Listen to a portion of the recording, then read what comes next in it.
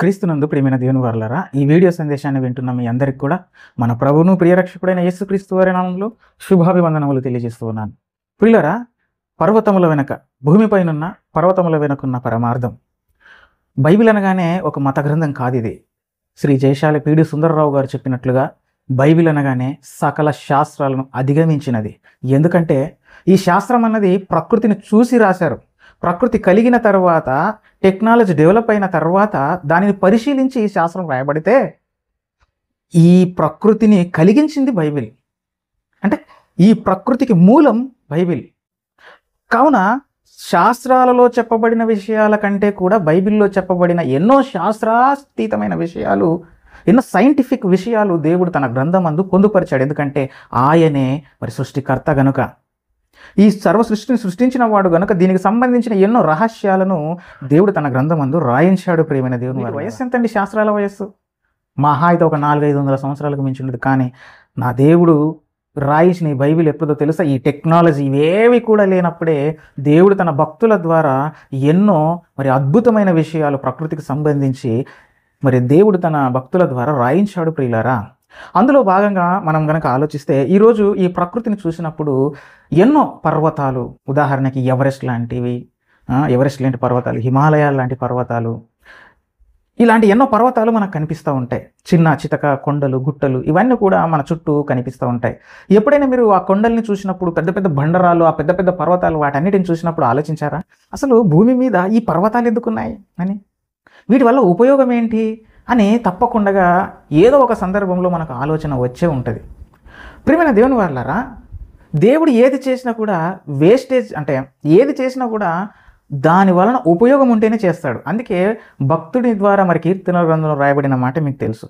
దేవుడు ప్రతి వస్తువునట దాని పని నిమిత్తమే కలుగజేశాడు. అంటే ఈ భూమి మీద కలుగజేసిన ఏ వస్తువు అయినా సరే వృధాగా ఆయన చెయ్యలేదు. వేస్ట్గా, పనికి రాని దానిగా ఏ వస్తువును కూడా దేవుడు చేయలేదు. ప్రకృతిలో ఉన్నటువంటి ప్రతి వస్తువు పనికొచ్చేదే.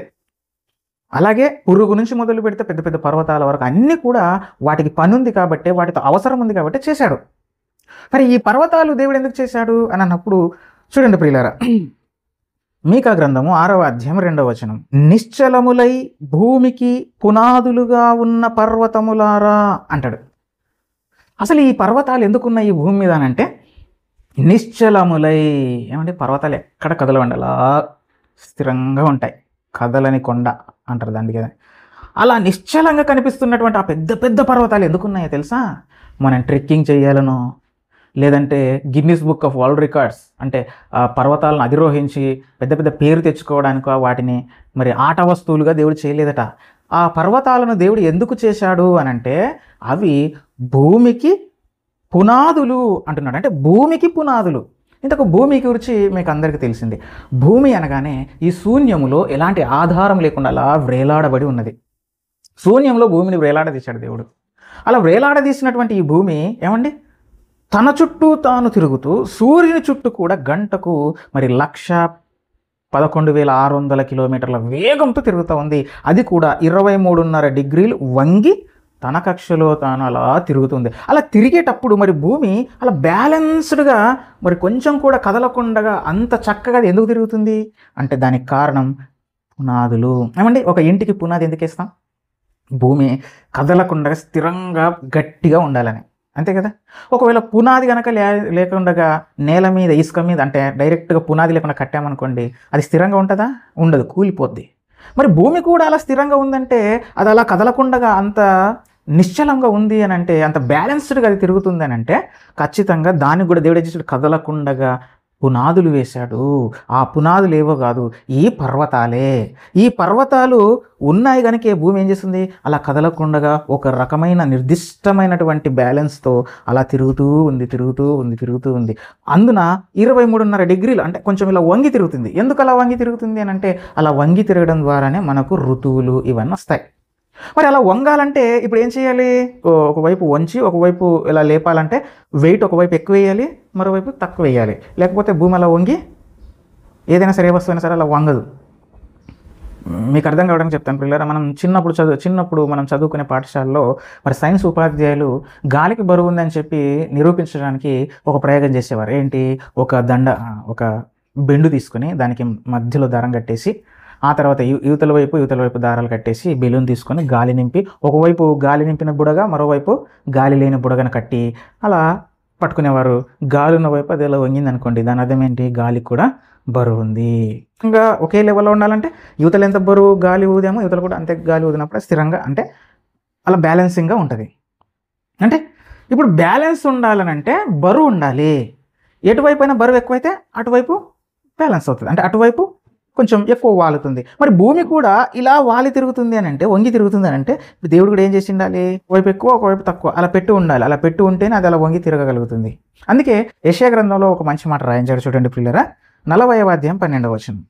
తన పుడిసిటిలో జలములు కొలిచిన వాడెవడు? జేనతో ఆకాశముల కొల చూచిన వాడెవడు? భూమిలో ఉన్న మన్ను కొలపాత్రలో ఉంచిన వాడెవడు? త్రాసుతో పర్వతములను తూచిన వాడెవడు? తూనిక చేత కొండలను తూచిన వాడెవడు అంటున్నాడు. అంటే త్రాసుతో పర్వతాలు తూచాడట. ఏమంటే త్రాసుతో మనం ఏదైనా సరే వస్తువులను కొలవాలంటే త్రాసును వాడతాం. ఎందుకు? సరైన బరువు కోసం. ఒక 1/2 కేజీ వంకాయలు వేయండి అన్నామనుకోండి, మరి 1/2 కేజీ వంకాయలు వేయాలని అంటే ఏం చేయాలి? తూనిక రాయి తీసుకొని కొలుస్తాం, అంటే ఖచ్చితమైన ఇంత బరువు కోసమని. మరి దేవుడు కూడా పర్వతాలను కొలిచాడట, కొండల్ని కొలిచాడట త్రాసులో పెట్టి. ఎందుకు కొలవాలి ఆయన? ఎందుకంటే బ్యాలెన్స్, భూమికి బ్యాలెన్స్. ఎక్కడ బరువు ఉండాలి, ఎక్కడ బరువు ఉండకూడదు, ఎక్కడ మరి పెద్ద పర్వతాలు పెట్టాలి, ఎక్కడ చిన్న పర్వతాలు పెట్టాలి. అలా పెట్టినప్పుడే కదా అది ఒకవైపు వాలి తిరుగుతుంది. అంతేకాకుండా కదలకుండా నిశ్చలంగా తిరుగుతుంది. ఎందుకంటే పునాదులు గట్టిగా భూమి కూడా కదలకుండగా నిర్దిష్టమైన వేగంతో ఏమంటే బ్యాలెన్సింగ్గా తిరుగుతుంది. లేకపోతే భూమి కదిలింది అనుకోండి, ఏం జరుగుతుంది? భూకంపాలే వస్తాయి. ఎటువైపు బరువు ఎక్కువైపోయి ఒకవైపు బరువు తక్కువైపోయింది అనుకోండి, ఇక భూమి కొంచెం కదిలిన కూడా పరిస్థితులు ఎలా ఉంటాయో మనకు తెలుసు. అందుకే ఈరోజు చాలామంది శాస్త్రవేత్తలు కూడా ఏం చెబుతున్నారు తెలుసా? ఈ మైనింగ్ చేసే వాళ్ళని ఈ గుట్టల్లో త్రవ్వి పాడేస్తూ ఉంటారు, బొగ్గు గనుల కోసమని, బంగారం కోసమని, లేదా కాంక్రీట్ కోసం అని చెప్పి కొండల్ని డైనమైట్లు పెట్టి పేల్చి పడేస్తూ ఉంటారు. అలా పేల్చేసే వారికి చెబుతూ ఉంటారు, శాస్త్రవేత్తలు హెచ్చరిస్తూ ఉన్నారు. ఏమనంటే, మీరు వాటిని కనుక విచ్చలవిడిగా ఒక పరిధికి లోబడి కాకుండా విచ్చలవిడిగా మీరు మైనింగ్ చేశారనంటే భూకంపాలు వస్తాయి అని చెప్పి. అంటే భూకంపాలు ఎందుకు వస్తాయి? బ్యాలెన్స్ తప్పోయింది అనుకోండి, భూమి కదులుతుంది, కదిలింది అనుకోండి భూకంపాలు వస్తాయి. బైబిల్ కూడా అదే చెప్పింది, ఎప్పుడో చెప్పింది. చూడండి పిల్లరా, యేసుక్రీస్తు వారు సిలువలో మరణించారు.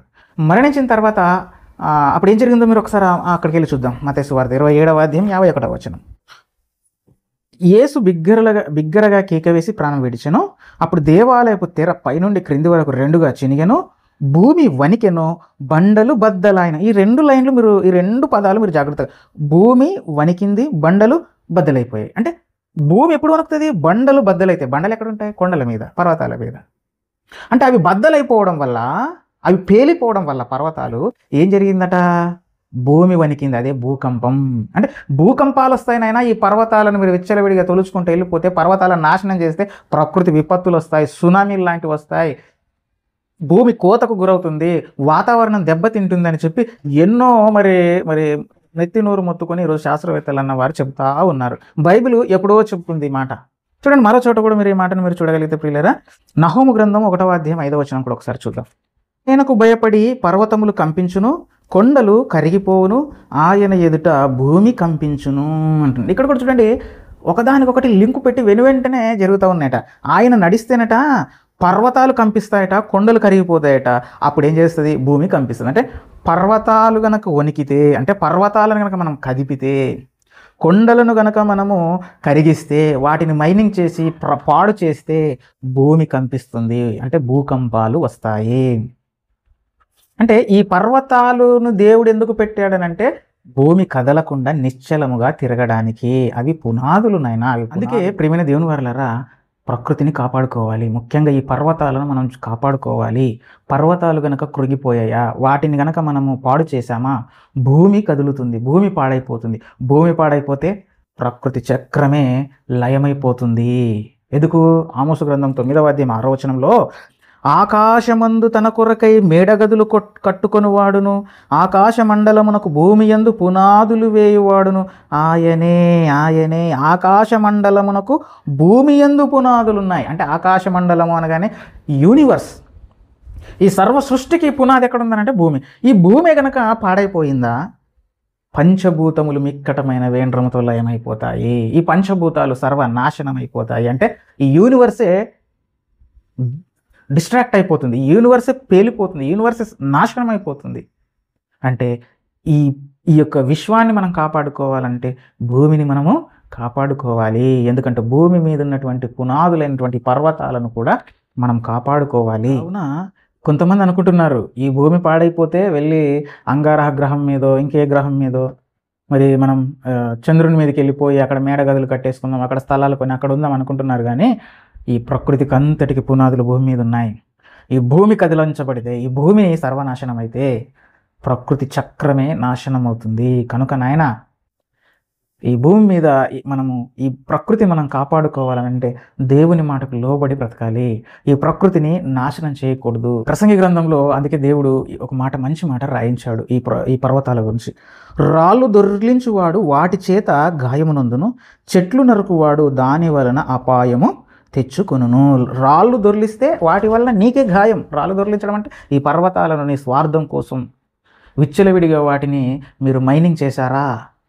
ఈ చెట్లను మీ స్వార్థం కోసం మరి రోడ్లు వేయడం కోసమనో, లేకపోతే రియల్ ఎస్టేట్ కోసమనో, లేకపోతే పెద్ద పెద్ద డ్యాములు కట్టాలని చెప్పి ఏమండి సొరంగాలు తవ్వుతూ ప్రకృతిని పాడు చేస్తున్నారు. ఈ ప్రభుత్వంతో మొదలుకొని పెద్ద పెద్ద కాంట్రాక్టర్లు నాశనం చేస్తున్నారు. ఇలా గనక నాశనం చేసుకుంటూ పోయామా, ఒక పరిమితి, ఒక గీత గీసుకోకుండా నీ స్వార్థం కోసం విచ్చలవిడిగా ప్రకృతిని నాశనం చేసావా, దానివలన గాయపడేది నువ్వే. చెట్లు నరికితే దానివలన అపాయం తెచ్చుకునేది మనమే. కావున దేవుడు ముందే చెప్పాడు, ప్రకృతిని కాపాడుకుంటే, ప్రకృతిని మీరు కాపాడితేనే భూమి మీద మీకు నూకలు చెల్లుతాయి. భూమి మీద మీరు బ్రతకాలంటే ఈ ప్రకృతిని కూడా మీరు కాపాడుకోవాలి. ఇంతవరకు ఓపికగా విన్నా మీ అందరికి కూడా మన ప్రభువైన యేసుక్రీస్తు వారి పేరిట శుభాభివందనాలు తెలియజేస్తూ, మీకు నచ్చితే ఈ వాక్యాన్ని షేర్ చేయండి. అనేకులకు ఈ ఛానల్ను పరిచయం చేసి దేవుని పనిలో మీ వంతు పాత్ర మీరు పోషిస్తారని ఆశిస్తూ ముగిస్తూ ఉన్నాను. వందనాలు. Thank you.